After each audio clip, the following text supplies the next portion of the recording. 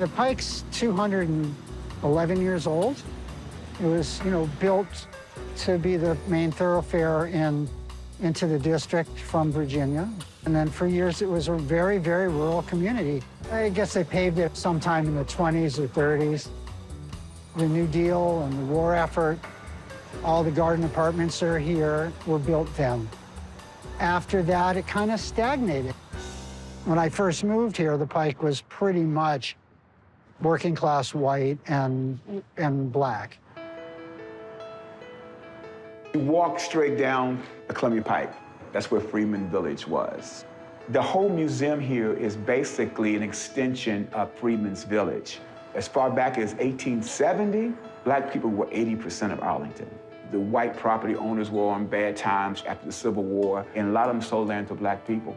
So some of your prized areas, like, of course, Columbia Pike, Boston area, the Pentagon parking lot was basically a black neighborhood at one time, called Queen City.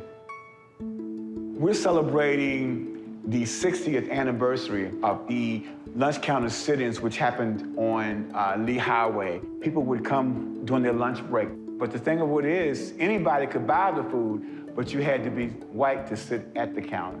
This picture is shown all over the world, but a lot of people don't know it happened in Arlington. Here at the drugstore was where my dad worked during this time, and they asked him to take off all the chairs. Of course, my father said he couldn't do that, but some of them were able to sit. But as you see, they're being totally ignored. But the very next day, these lunch counters became integrated.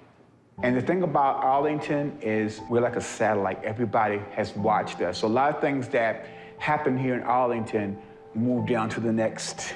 So a lot of things changed in the southern part of Virginia because of what was happening up here.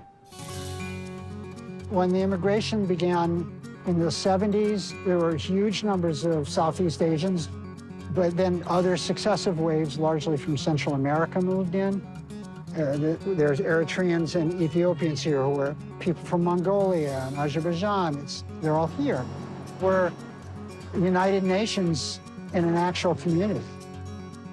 Not that the Pike is much to look at. It's not particularly interesting architecturally. It's pleasant, but plain, is that here's this accidental experiment where people came to live in one place and largely lived in relative harmony. Here, diversity is an asset. It's a matter of civic pride. I mean, that's something to examine and, frankly, celebrate. Yeah, Columbia Pike is very important because it's a place where, different cultures can mix. You don't need to go to around the world to get what you want at Columbia Pike. Columbia Pike has everything. That's why I call this area the heart of Arlington.